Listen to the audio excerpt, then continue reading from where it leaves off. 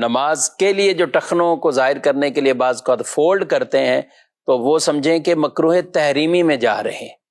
ٹخنے ظاہر کرنا یعنی ٹخنوں سے اوپر شلوار تہمد وغیرہ رکھنا یہ سنت ہے۔ اگر کوئی نیچے رکھتا ہے اور تکبر وغیرہ کی نیت نہیں ہے تو یہ خلاف سنت مکروہ تنزیہی عمل ہوا، نماز ہو جائے گی۔ اس نماز کو لوٹانا یعنی دوبارہ پڑھنا یہ واجب نہیں۔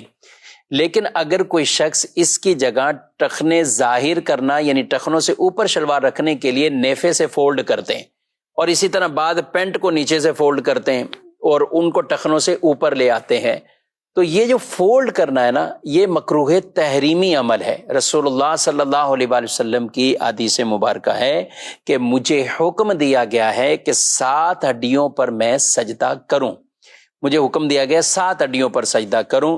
وہ 7 ہڈیاں کون سی ہیں؟ 2 یہ ہاتھ، گھٹنے، 2 پاؤں اور یہ پیشانی۔ پیشانی کا لگنا زمین پر یہ فرض، اور ناک کا لگنا، ناک کی ہڈی کا لگنا یہ واجب۔ تو یہ 7 ہڈیاں ہوئیں۔ فرمایا مجھے حکم دیا گیا 7 ہڈیوں پر سجدہ کروں اور اپنے بالوں اور کپڑوں کو نہ سمیٹوں۔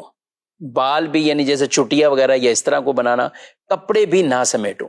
تو یہ کپڑے جو فولڈ ہوتے ہیں، جن کو شلواروں کو بطور خاص نیفے سے فولڈ کیا جاتا ہے، تو یہ ٹھیک عمل نہیں ہے، یہ مکروہ تحریمی ہے۔ اسی طرح پینٹ اگر کوئی نیچے سے بھی فولڈ کرتا ہوا اوپر رکھ لیتا ہے تو یہ بھی مکروہ تحریمی عمل ہے۔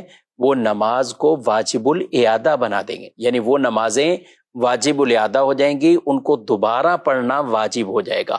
اگر کسی کی شلوار یا پینٹ بڑی ہے تو اسے چاہیے کہ پھر اولاً تو یہ چاہیے کہ ہونی اتنی چاہیے کہ ٹخنے ظاہر ہو جائیں، لیکن اگر ہے بڑی تو پھر وہ نارملی چھوڑ دے، یعنی ان کو فولڈ نہ کرے، نہ نیچے سے کرے نہ نیفے سے کرے، تاکہ ایسا نہ ہو کہ مکروہ تنزیہی سے تو بچ رہا ہے لیکن مکروہ تحریمی کے عمل میں پڑ رہا ہے۔ تو یوں اسے خیال اس چیز کا رکھنا ہوگا، اور کوشش یہی کریں ہمارا لباس ہی اتنا ہونا چاہیے کہ جو سنت کے مطابق ہو، اور ٹخنے بغیر فولڈ کے ہی ہماری شلواریں اتنی ہوں، پینٹ پہنے تو وہ اتنی ہو، یا تہمد ہے تو وہ اتنی ہو کہ وہ ٹخنے اس سے ظاہر ہوں، یعنی ٹخنوں سے وہ اوپر ہو۔